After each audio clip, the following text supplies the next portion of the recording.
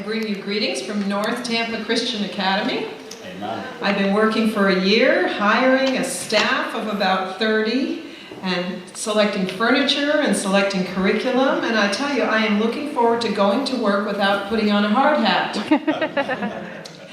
We have our ribbon cutting on Tuesday at 11 o'clock. You're all welcome to come join us, and if you're interested in learning more about our school, just go to seethisschool.com and you'll find out what's happening over there. But God is blessing.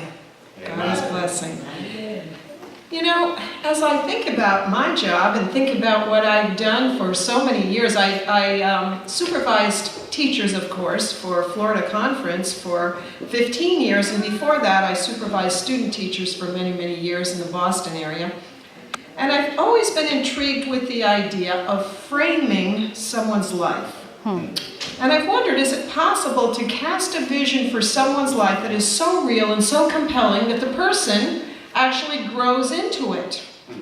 Ever thought about that? I've thought particularly about children, but as you listen to it, there might be somebody else in your life that you'd like to frame, and I'd like you really to listen to this sermon with somebody very specific in your mind that you'd like to frame to be a more positive person. Now, it may be a teenager.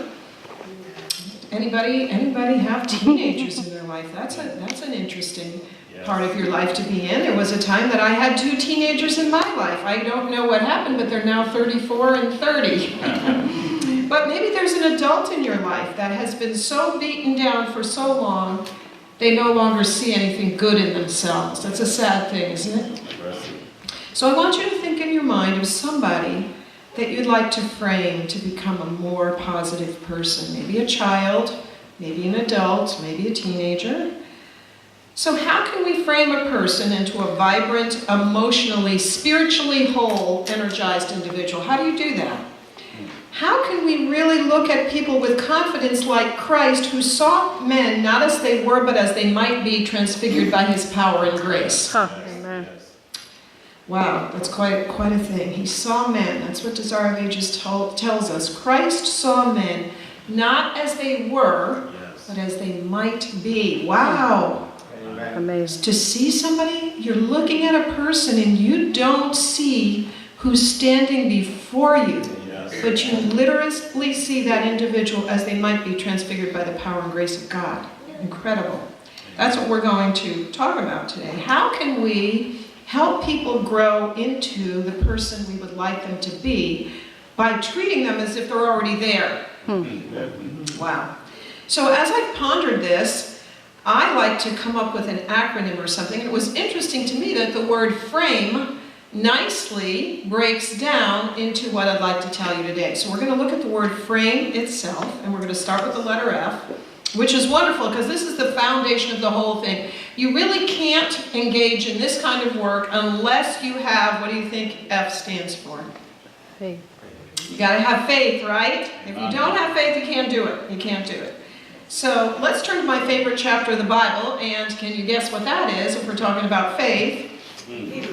Hebrews 11. I love it. When I open my Bible, I don't even have to try to find it. It just opens to it, because during challenging times in my life, I just put on Peace Like a River, a candle, and start reading Hebrews 11. And in fact, one time, and we're going to start with verse 1, one time I actually tried to memorize the entire book of Hebrews 11, and I came pretty close. But I want you to think about faith a little differently. Don't just go back and this is the familiar passage, right? But I want you to think about faith in terms of the person that you're wanting to frame. So I want you to think about faith in terms of this person that is going to go far beyond the current reality where they are now. And I'm going to read bring in a little annotation here, but Hebrews 11 verse 1, now faith is what? The substance Of things hoped for, the evidence of things not things seen. not seen. Now let's stop there. Okay, so we could say that faith, that a person is going to turn out to be this balanced, emotionally healthy, spiritually healthy human being, means that you're hoping for something that's what? Already there? It's not there yet. But the very fact, this is what the text tells us, this is so cool, the very fact that you have faith that it will come is the current what? Evidence that it's real. Yes. Wow. You could really think about that for a long time. We can go on like this. Look at verse 2. For by it, what happens? The elders obtained a good what? A good report. In other words, by you right now believing and having faith in your person that's in your mind, someday the elders are going to come up to you and say, wow, I am so proud of this person. I got to give you a good report about your son, your daughter, your grandfather, your aunt, your uncle, your neighbor, this teenager. Let me give you a good report. They have just been such a spiritual inspiration to me. You're going to get the good report, so you have to believe it now. Yes. You have somebody in mind you want to frame? Get a solid mental picture of somebody giving you a good report about that person. Yes. Imagine the teacher coming up to you and saying, oh my goodness, this child is just a child of God. Imagine Jesus himself giving you a good report. Pretty nice, right? Okay, but we have to act as if it's real now in order to get the good report. So one more verse in Hebrews, and as I say, I could stay there all day, but I encourage you to go ahead and read it this way later on your own. But Hebrews 11:3, by faith we understand that the worlds were framed by the word of God, so that things which are seen were not made of things which are visible. Oh my goodness, who framed the world? God. If God framed the world, can he reframe your person? Amen. Yes, he can. It wasn't made of things that are seen. It's hard for us to get that. When we look at this person, but it wasn't, the world wasn't made of things which are seen, and so your person will be reframed by things which are not seen. Wow. So the foundation, the first letter in the word frame stands for faith. Now what about the R? R stands for respect. Sandy, do you have my keys? I Oh, had a phone my. call and I need to leave. And Well, you know something? You're interrupting this whole sermon, so don't you know that you don't interrupt yeah, but sermons? this was important and I looked everywhere. I was in the I'm restroom sorry. and I put them there. Oh, can you imagine? You know, you have to start acting like a grown-up. I know, but I thought you had them. I'm so disappointed in you because you can't find your keys. Now you've interrupted this whole thing, and of course, these people are never going to ask me to come back here again. What's happening to me is more important. You know, I think that we should make you run laps around the whole church. I think if you start running laps around the whole church, because if you don't learn this, if I act kind to you now, there's going to be people later that won't act kind to you. So you got to get used to people that don't act kind to you now. I'll keep looking. I think we should just make her run laps around the church. What do you think? I hope you started to catch on that we had a little skit going on here. Okay? How do we treat children? Would we ever? We wouldn't treat an adult, I hope, like this, right? We wouldn't treat an adult like this. But why do we sometimes think it's okay not to show respect to children? It's a sad thing. But I often say that we treat children as if they feel differently than us and think the same, when in actuality, children think very differently, but they feel the same. Yes. So we do things publicly to embarrass children, and we think that's okay, and we do these punitive things in an unkind way. You start by showing respect. Respect goes a long way. You know, Dale and I, we were blessed to have the most amazing parents, and our dad would always, our dad's from Brooklyn, and he would tell things straight, but he was such a compassionate man, and it would always get us to think.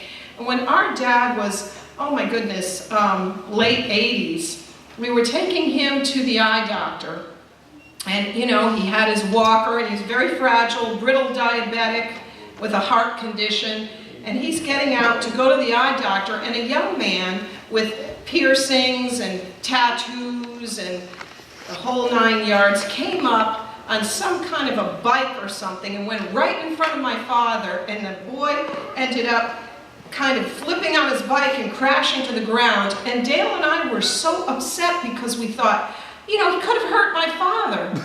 And you know what my father did? He went over to the young man, he said, "Are you okay?" It was it made such an impression on us. He was not looking at the surface of that person, but he was looking that this is a human being who could be hurt. Yes. So the next letter is respect. Yes. Respect. It's the most effective way of teaching somebody, of framing somebody to act in a respectful manner is to act respectful to them. Mm-hmm. Act respectful to them. Now here's another question, because I often wondered what would happen if we treated adults like we treat children sometimes. But what would happen if we treated people that we consider to be above us in the same way that we treat people that we consider to be below us? You know? Sometimes we don't even realize it, but we have ways of marginalizing people, don't we? Mm-hmm. But yet, if we wouldn't dream of doing that to the conference president, or the pastor, or the elder. But in our minds, there's some people that, well, they don't need the respect. I think you get the point here. We need to see everybody with the eyes of Jesus, don't we? Amen. Don't we? And the ground at the foot of the cross is level. Yes, yes it is. If I wouldn't treat the pastor or the conference president or my own mother or father in a particular way, then I shouldn't treat a child or a homeless person or a tattooed, pierced teenager in that way either. So if you want to frame somebody, the F stands for faith, the R stands for respect. Now let's take a look at our passage that we read this morning, Luke 18, and you have it right there in your bulletin, verses 15 through 17. But again, I want you to think of this in terms of respect and of the person that you're framing. And it says, then they brought infants to him that he might touch them, but when the disciples saw it, what did they do? Is that the same one you have there? Maybe not. Oh, sorry. Okay. Anyway, I think you know what the disciples did. What did they do when Jesus brought the babies? Yeah, shoot them away, rebuked them. They didn't say, oh, how nice of you to bring the babies. Does that sound like respect to you? No. Now, so who is being, might I say, dissed here? Who is being disrespected here? Oh, kids and you. Yeah, two groups of people, right? The babies and the people that brought them. So the message here was these babies aren't worth a lot. And if you don't even know that, you're not worth a lot either. Wow. So there was a lot of disrespect there. So let's put you people in your place. You're so dumb you don't even know you don't bring babies up here and interrupt somebody as important as Jesus. And of course, what is the response of Jesus to all this? Yes, he calls them and says, let the little children come to me and don't forbid them, for of such is the kingdom of God. Excuse me. Assuredly, I say to you, whoever does not receive the kingdom of God as a little child will by no means enter in. So he not only calls the children up, but he finds something to validate them about. That is a wonderful gift to validate a person, to say something positive. Do you know there are people around that are starving for that? That they haven't had a positive, validating word in years. That's right. In years. Do you stand up for the underdog? You ever stand up for the underdog? Yeah. It's a little tricky because you don't want to get in the middle of somebody else's business, right? But isn't it hard when you're in an airport or somewhere and you see people who are not acting kind to children? Doesn't that hurt your heart? But what do you do? Because you don't want to disrespect the disrespecter. Right. So I'll tell you what I do. I kind of role model positive behavior, and I speak compassionately to the child. I'll give you an example. I went over to Rock Springs one time when I lived over in Apopka, where you can get a tube and tube down the river. If there's any kids that haven't fallen asleep yet and you're perking up, that's a great place to go tubing. And actually, I can see how somebody might think it's a little creepy place, because when you start, there could be alligators in there. There was something on the news that there was an alligator that chomped on somebody and had to grab the alligator off his own head, actually. So I can see how somebody might be a little nervous, but it's a delightful thing to tube down there, sans the alligators. But anyway, I was tubing there one time and I saw a little girl that was nervous to get in. And the father was being very, I felt like, critical to her, and he was saying, what is your problem? Get in there now. Why are you always so afraid? And I thought, the poor child, I remember, maybe children think differently, but they still feel the same. Have you ever felt afraid? Have you ever felt hesitant? Have you ever felt unsafe and you didn't want to do something? So that's what was happening here. So I, as I floated by in my tube, just looked at her and said, wow, I can understand. Sometimes I feel scared to get into. Just a little thing. It's my little offering to the world, you know. Or a little child at an airport had a little rolling suitcase, and I saw another person walked too close in front and caused a little commotion, and the parents were instantly yelling at the child.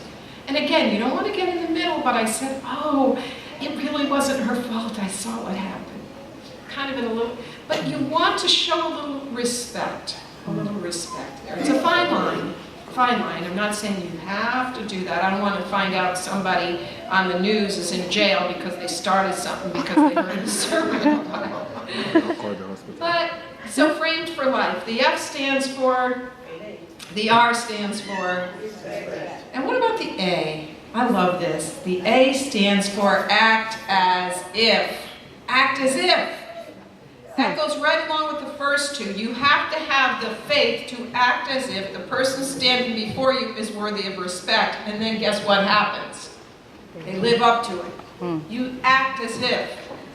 So that's how you truly frame somebody for life. You create a picture of who you want them to be, and you act as if they're already there. And you know, it doesn't take a lot to do that. I've been in so many classrooms through the years, and the saddest thing is if I go into a classroom with what I call emotional frugality. What do you think I mean by emotional frugality? Yeah. You're being frugal with positive emotion. It's like, uh-oh, we better not use it all up because there's only a limited amount, and if I smile too much, I might exhaust the supply of it. Do you know that I was actually in a classroom one time where the teacher was teaching a young grade, it was first grade, and I said, you know, I haven't seen you smiling. I said, I'm wondering if you could smile a little more when you teach. And she said, oh, people have told me that for years. I've never been able to do it. Every superintendent says that. I said, all right, well, this superintendent is going to come up with a plan. So I taped a little piece of paper to her desk, and I said, how many times do you think you might be able to smile in the course of the morning? She said, maybe 4. All right, I'll give her that if that's her baseline.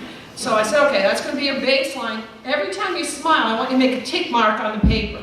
And if it's noon and you only have 1 tick mark, you're going to have to smile 3 times. Then you're going to look like you have a tick, I guess. But anyway, then I told her, how many times do you think you could laugh in the course of the morning? She said, maybe 4. I thought that was a little strange. She's going to smile 4 times and laugh 4 times. I mean, she's giving herself a big goal for laughing, you know. But I said, well, what do you think you can laugh about? Oh, I laugh, she said. When do you laugh? Well, like if a kid makes a mistake. She needed a lot of help. A lot of help. This was long ago and far away, fortunately, so don't worry. But anyway, this thing about emotional frugality is a sad thing because I think people have good motives. They feel like if a kid is doing something wrong or if a person is doing something wrong, if I act negative enough, then they're going to put 2 and 2 together and think, oh, I'm a person who's not doing stuff right and I'm making this person miserable, which then makes me miserable and makes everybody else miserable, so I'll start getting it together. It doesn't always work like that. It doesn't always work like that. So you act as if. You act as if the person in front of you is producing the correct behavior. And indulge me to tell you one more story about classrooms, because I could go on and on about things I've seen. Another one with emotional frugality. Sometimes we talk in front of children as if they're deaf. You ever notice that? Like they don't hear it? Like they're from another planet or something. So I went into a classroom once, and a teacher started. You see this little boy here, he comes from a single parent home, and he gets no support at home on the homework. Then I have to try to help him to read. He's really got a reading problem. And I see the little crushed person there that can hear it. He's not deaf. So I figured, all right. So I sat down next to him and I said, wow. And I saw him struggling. He was placed in the wrong book. And I said, would you like me to read that to you? It looks a little difficult. Smiled at him. And then I had a mentor teacher with me. She smiled at him. We were in there for maybe 5 minutes, read him the story. When we were leaving, he took a little piece of paper and stuffed it into my pocket. I thought, I wonder what this is. And I got in the car and I opened it up and scrawled in little childish handwriting. It said, I love you too. I thought, how sad. It's like the kid is on Gilligan's Island trying to get off the island like I was his only chance or something. Or like, he was trying to make a note in a bottle and throw it as I left like somebody help me. I mean, I was in the kid's life for 5 minutes. Was that the only moment of graciousness that child had known? It's a sad thing. Act as if. Act as if this little child comes from one of these beautiful homes where all the streets are paved nicely facing the lake.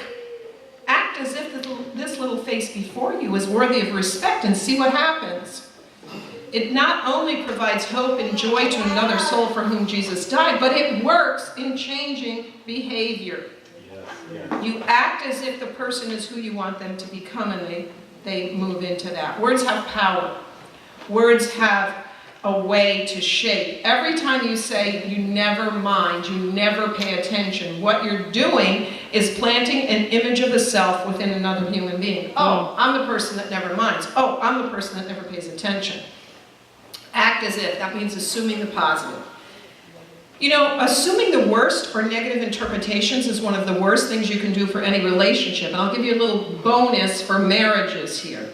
Bonus for marriages. Do you know that those who study marriages and people who look at relationships say, and I have some research here, an author, Scott Stanley, says that of the top 4 things that will break up a marriage relationship, one of them is negative interpretations. What do I mean by that? Negative interpretations occur, quote, when one partner consistently believes that the motives of the other are more negative than really the case. This is often demonstrated when a partner engages in mind reading, always assuming the worst. And so here's an example of it. Such behavior can be a very destructive pattern in a relationship and quickly erode intimacy and oneness in a marriage.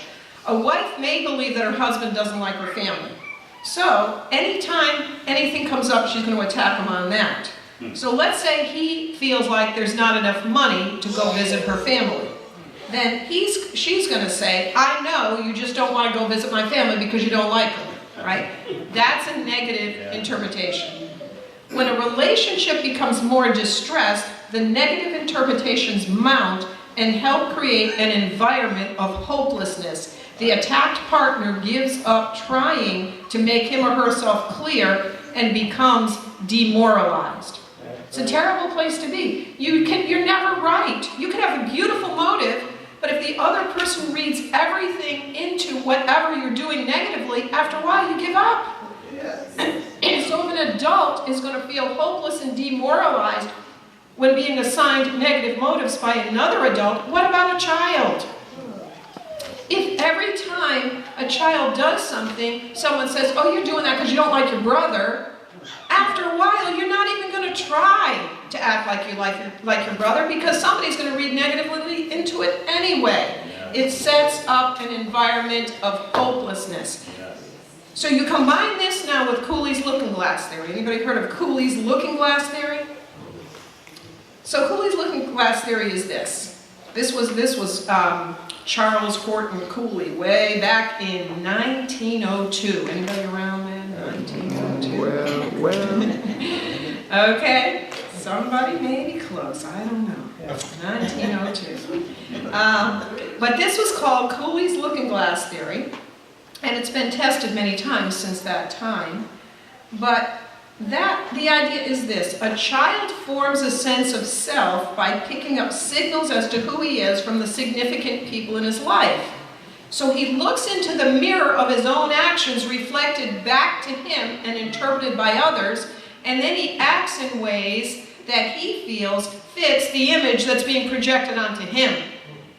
You following that? Mm-hmm. So you put all this together, and the overwhelming implication for parents and teachers and friends and all of you in the church in relating to the children here is that you begin creating that person every day by the words we speak, and we start framing a child's perception of who they are. And they're mirroring that back to us. And so we're embedding that in their psyche.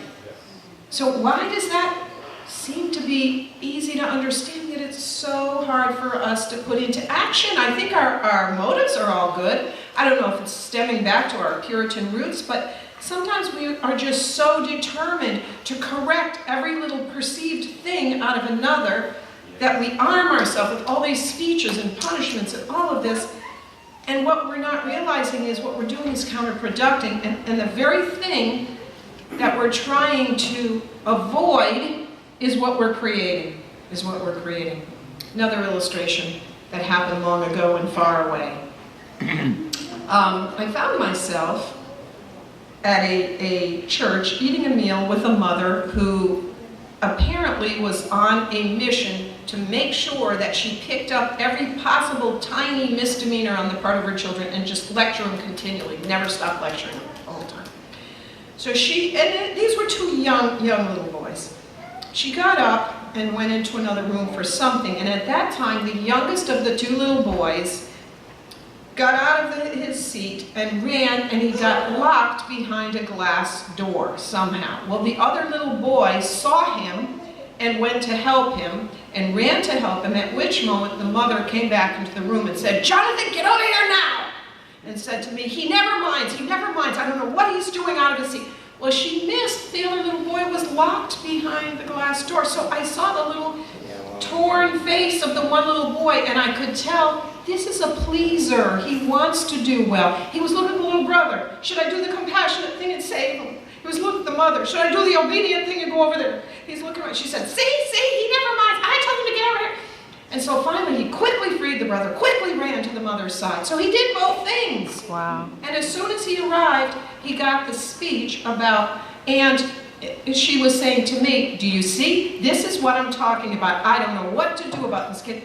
Right in front of him. He can hear, he was trying to help. But with every word that she was speaking, she was creating this mental picture in his mind. I'm the kid that doesn't mind. And the last time I saw her, she was putting these two in their car seats, still lecturing them, and I saw their little contorted faces against the glass. But the sad part is she had good motives. She was trying to raise socially responsible children. She was trying. But research shows that that's not the most effective method. Not to say that you never correct children. Of course you do. Of course you do. But the relational model that Jesus showed us and demonstrated for us, the compassionate model, is what we want. So frame faith, respect, act as if, and the M stands for model. Model that kindness. Model how an adult would appropriately speak to another adult in a conversation. Model that. In the relational model, the parents role model the socially appropriate behavior. Now, some of you may think, well, Sandy's all over the map here. Where did she get all of this out of her head? Well, guess what? It just so happens that a woman by the name of Ellen White really agrees with me. This was a contemporary of John Dewey, for you educators out there, if you know about the educational reformer, John Dewey. And back in the 1800s, here's what Ellen White said.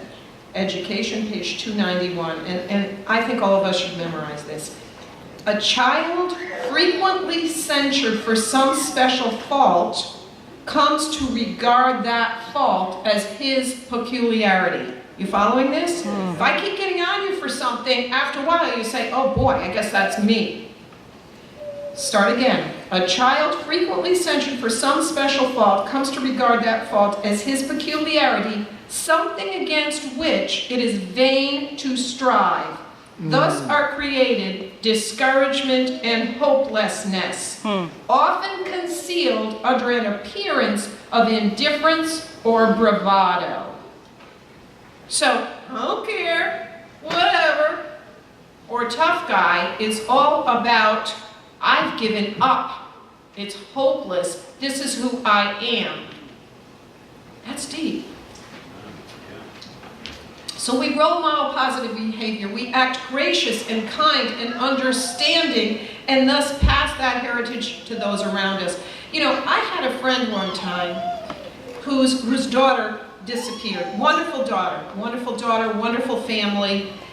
And then all of a sudden, her daughter went to college, and she was an adult now, so could make her own choices, and she didn't come home. She didn't come home. She chose at the most shocking time that nobody would have ever dreamed, but she chose to go off the grid and so to speak, sow her wild oats. And this mom called me grieving for months and months and months.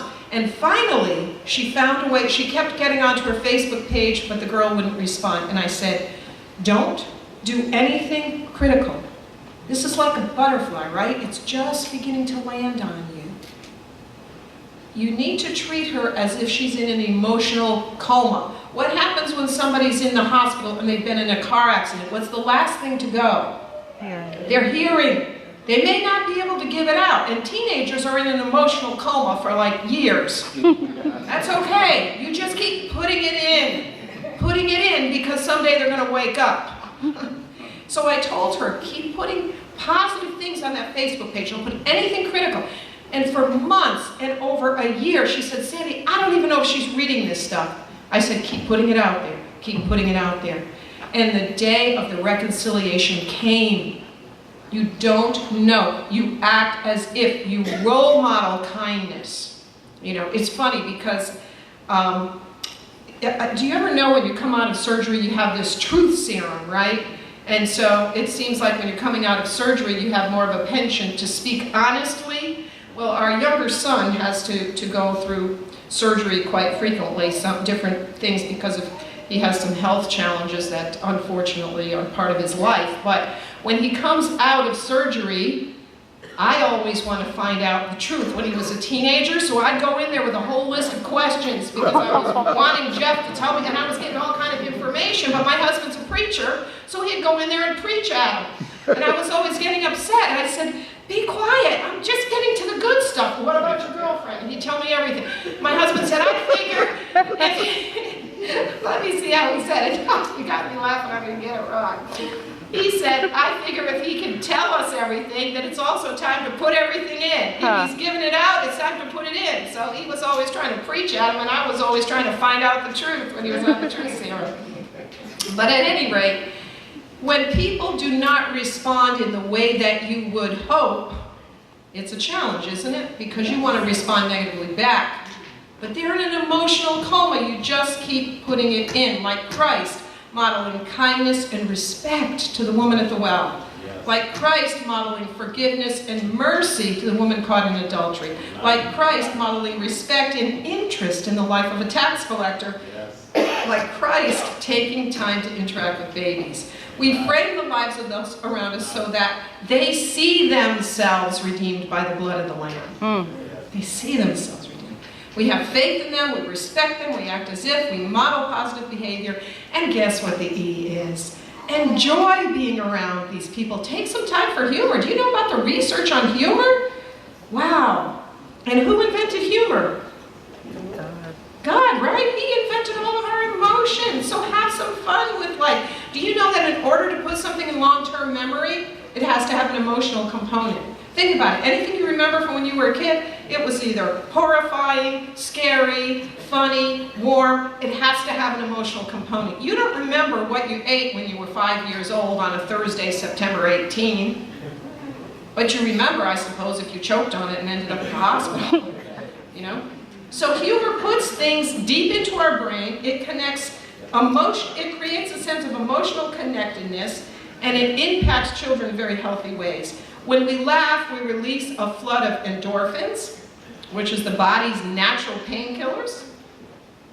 Oh, thank you. Thank you very much. So we release those natural painkillers, and that sends those chemicals through your bloodstream that actually make you feel better when you're happy. And what does the Bible say about that?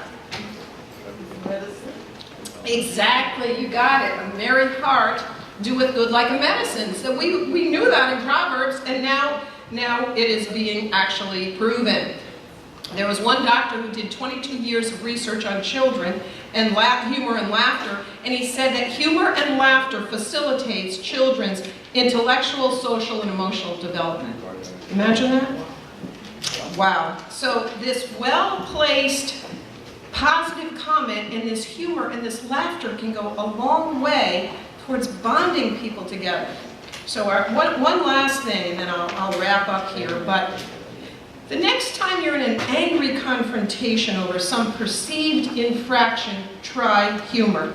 And you know, I told you a little bit about my dad. My dad was a very funny and energetic man, and my mom was a very quiet, very pleasant, very compassionate, behind-the-scenes woman. So this story that I'll end with has to do with my mom. And many years ago, when my two boys were very young, my sister Dale and myself and the rest of our family, we were all in the Connecticut area. And Connecticut doesn't get a lot of hurricanes like Florida, but that year we did. We had Hurricane Edouard, and it was going to hit New England. So we all said, well, let's take a walk before Hurricane Edouard hits so that we can get outside. So my sister Dale and my sister Holly and myself were strolling along in the early September sun in Connecticut. And my two boys and their cousins were running ahead, and they were all happy. And about halfway down to where we wanted to go, my son Jeff turned on his heel, and he turned around and came racing back to the group of adults, and he said, and Eric is his brother, so we're not talking about his father here, but he said, Eric said he hopes the hurricane picks me up and puts me someplace else. And so I said to my son, I said, Eric, that is a terrible thing to say. Actually, said my quiet, calm, gracious mother, I hope the hurricane picks him up and puts him someplace else too. I said, how could my gracious mother say that? And all seven of us looked at her and said, you do? Shocked that this kind, gentle woman would ever make such a maligning comment. Yes, she said, I hope it puts him down right in the middle of Disneyland. Now, Jeff, who counted his 2 visits to the Magic Kingdom among the highlights of his life, because remember, we were up in Connecticut, he just broke into a grin now.